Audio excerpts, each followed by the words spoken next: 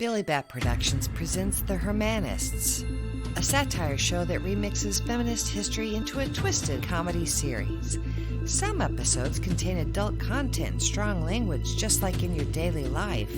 This series contains dangerous ideas, possibilities, and a complete rewriting of history, just like in your daily life. Welcome to The Hermanists! The truth. Nothing is true.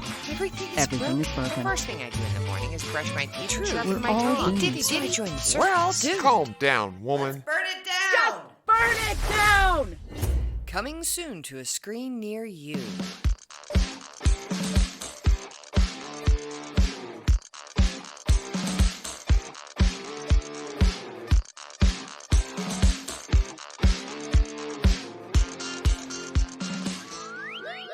Lost in the anal gland of time, the Lavender Menace. The origin story of the first gay superhero, who also had a dark side.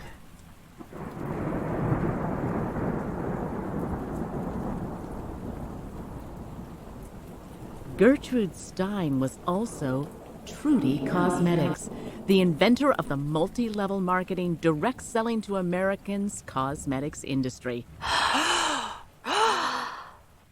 Stein, the woman who wrote one of the first coming-out stories in QED in 1903, coined the terms lost generation, there is no there, and a rose is a rose is a rose.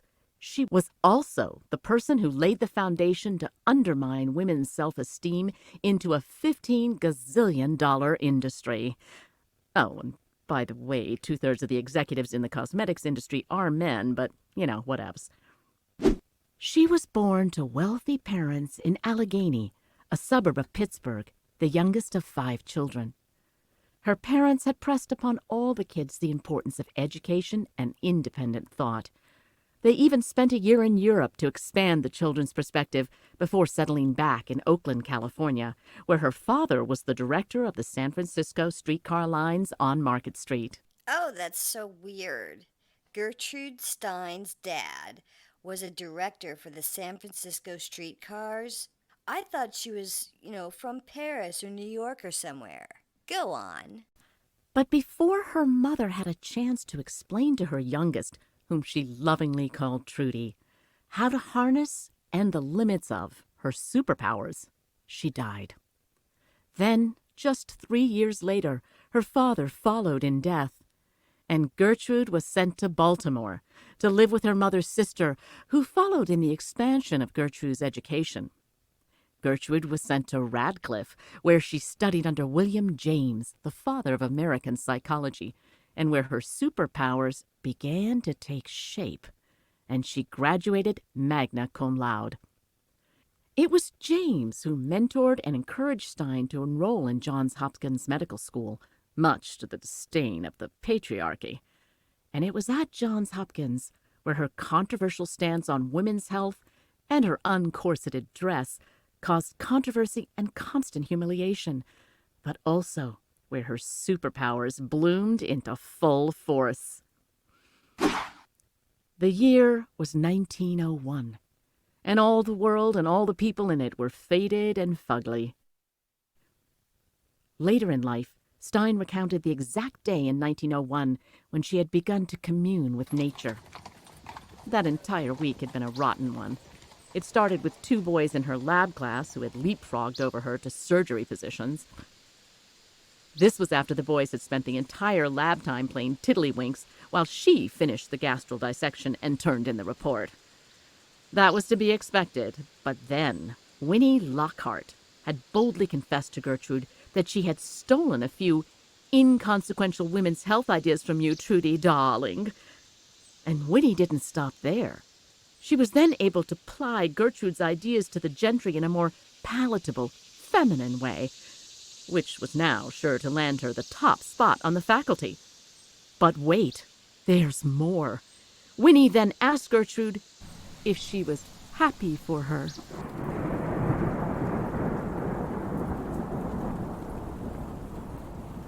Stein left the campus and wandered away, her mind filled with anger at the boys, regret at the woman.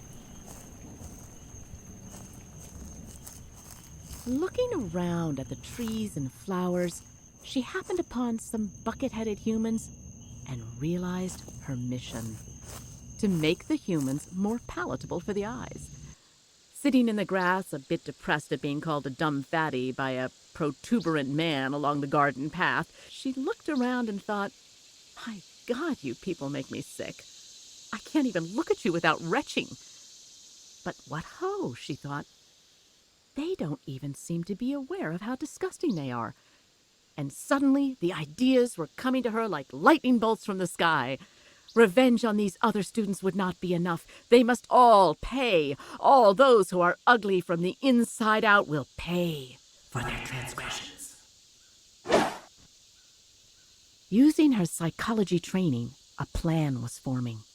All too aware of what effect direct confrontation has on the human psyche, she began her campaign to undermine human self-esteem and then put it in a jar and sell it back to them. My God, she thought, I'm going to need a lot of jars. As she trudged her way back home, using little-known paths to avoid human contact, she came upon a cottage, well-appointed and tidy. But she was desperate for a piece of paper to jot down her ideas before they left her, so she knocked upon the door.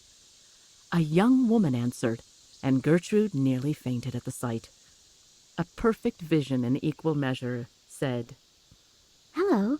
I am an overeducated woman with ideas that go against the patriarchy, Gertrude bellowed. and I need to write 'em down. Do you have any scraps of paper or possibly some ink? And hey, I like your lilac garden. Alice giggled at this bedraggled spectacle bellowing at her and silently opened the door. And now we can bring you the forgotten part of the Lavender Menace's history on screen in surround sound. What progressed from there is a remarkable tale of how the Lavender Menace turned her greatest weakness into her most remarkable strength. Over tea with Alice among the lilac garden, Gertrude, still filled with rage at the events of this week, outlined her revenge. She would undermine them all, one house party at a time, molding their self-awareness into a product that would undercut their own self-worth. Even though Alice had no idea what this woman was on about, Alice was delighted because she believed you could never underestimate the power of a good house party. And this would be a guaranteed way to empty her cellar that was filled with all of the lilac lotion she'd been making all spring. But in order to cut out the middleman who would benefit financially from your work, you'll have to sell directly to the customer, Alice added.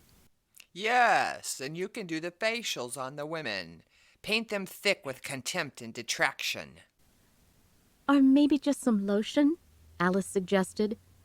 Smelly lotion, then. Agreed Gertrude. And then we can get those women to sell to other women by giving them a cut of the profits. And we can sell them the house party provisions. Gertrude's eyes sparkled for the first time in weeks as she gazed upon the sun-kissed garden. We will start in Paris. They don't know me in Paris, and we can work undetected as we perfect our scheme. And I have some supplies we can sell here to get us started and fund our trip, Alice said. That's very kind. But don't worry about money. My family's loaded. How do you think I got into medical school? But they must never know it's me hawking cosmetics. Trudy Cosmetics! The rest is, as they say, history. Alice and Gertrude moved to Paris, where they acted upon their plans. Gertrude became a famous writer by day and opened her parlor to some of the most famous artists of the time by night, selling her ideas, lotions, and potions by night. She amassed one of the most important collections of paintings and artwork of the age. She became a superhero, not because she was smart, rich, or revenge-filled, but all because she didn't turn her anger inward, That was her superpower. And the diary ends with, I was born in Allegheny, clever and queer and full of money, known for my salons in Paris, and words and words and words. We were the lost generation. I fought against the humiliation, fancy friends and important firms. I did what I had to, for love on my own terms. and now that we've told you all the exciting bits, you can watch to see the fashions and hear the unforgettable lines. Witness the unbelievable tale of the world's first gay superhero, the Lavender Menace.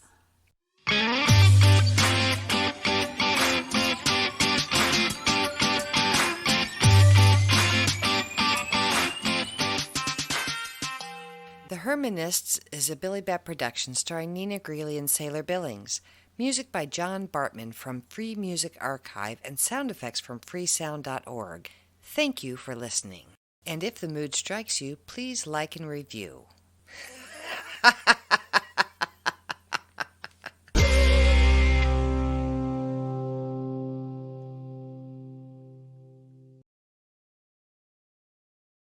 So, how was your weekend so far?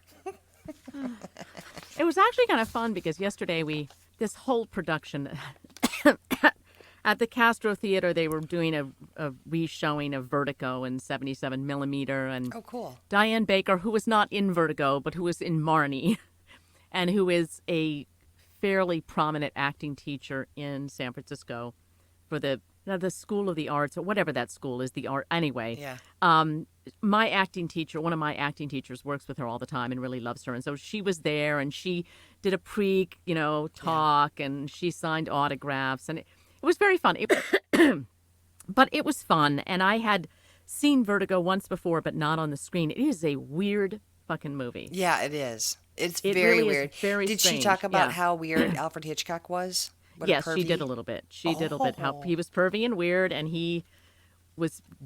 She said he was talking to her all the time about how terrible Tippi Hedren was, and she said, I was really young. She said had no idea what was going on, and I was really young, and I finally said to him, "You're telling me all these terrible things. What do you tell other people about me when I'm not here?" And she said that kind of shut him up. Wow. Because he was like, "Oh no, you're a sweetheart, you're a love, you're darling, blah blah blah blah blah." But she said it was really hard because she was really young and she really had no idea what was going on, and she was just trying to kind of like keep everything, Yeah. She just wanted to So work. anyway, And if someone that's all like she that can wanted to flesh do. her career, He Yep. tried with Tippi. God bless that Yep. woman, yeah. No, he was definitely a creep, and I think that's one of the reasons that Vertigo is so creep. I've been thinking about it. I mean,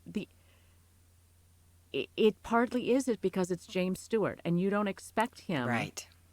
to be like that, and he's so at the end. I had kind of forgotten that whole last third of it where he's trying to get her to wear the certain clothes Yeah. and wear her hair a certain way, and it's like, ew.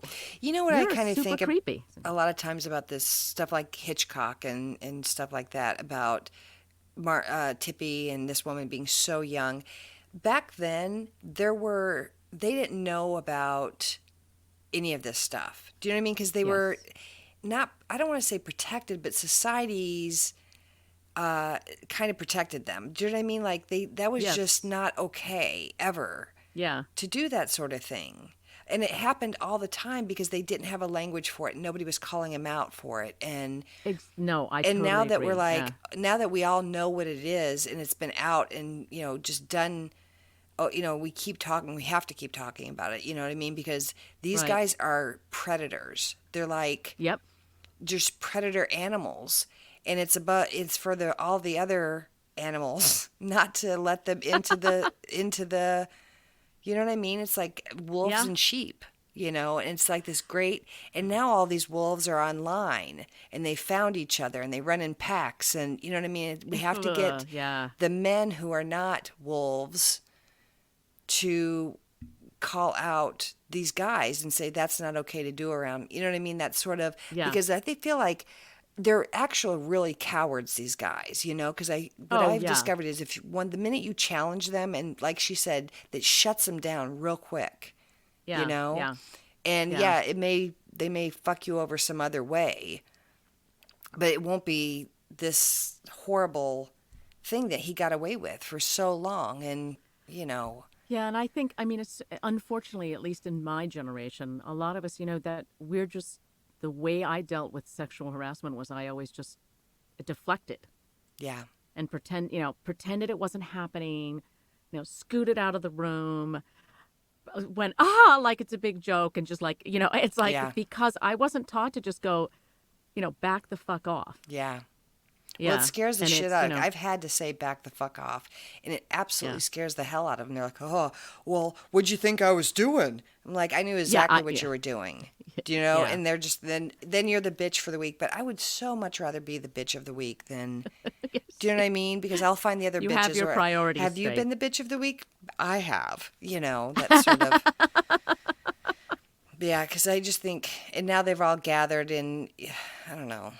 It's just, it's fighting the predators is just hard. Yeah, especially when we I have a think president women. who's I think it's important that women. It's not just believe each other, but back each other. Do you know what I mean? Like, oh yeah, I heard that about you. He just told me that you were a big bitch. Right. Yeah. No, so I thought, I was very impressed when she said, I said to him, if you're saying this stuff to me, what do you say about me to other people? I mean, it's really, she was kind of like, I didn't want to hear it. Yeah. God, that's so cool that you were able to meet her and some, to be at her age, so advanced and everything, and to be able to go and see people who enjoy it and stuff. I mean, not for nothing, but that's pretty cool. It was fun. It was very fun. Yeah. Cool. All right, I need to shut this one down and send you. Or wait, do I send you a new one or do I just start a new one?